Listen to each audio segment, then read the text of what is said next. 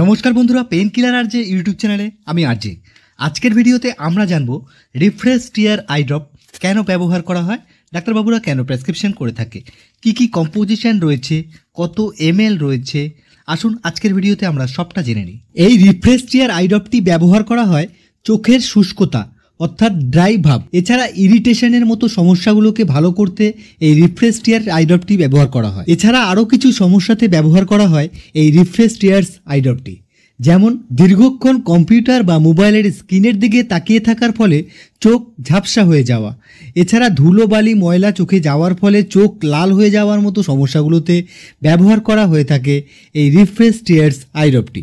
আসুন এবার আমরা জেনে নিই এই রিফ্রেশ টিয়ার্স আই ড্রপটি কোন কোম্পানি ম্যানুফ্যাকচার করছে, কত দাম রয়েছে, কত এমএল রয়েছে।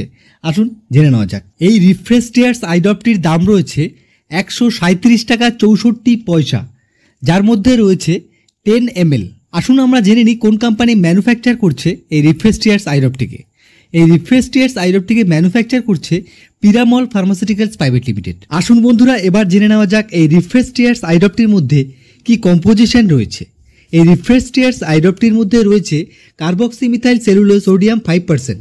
আসুন বন্ধুরা আজকের ভিডিওতে আমরা জেনে নেব আমরা যে চোখের ড্রপ ব্যবহার করি সেই চোখের ড্রপের সিল একবার ওপেন করার কতদিনের মধ্যে ব্যবহার করতে হয়। এই যে চোখের ড্রপগুলো রয়েছে এই চোখের ড্রপগুলি একবার সিল ওপেন করার 1 মাসের মধ্যেই ব্যবহার করতে হবে।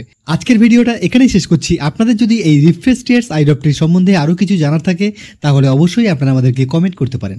আমি আরজে, দেখা হবে আবার পরবর্তী কোনো গুরুত্বপূর্ণ ভিডিওতে।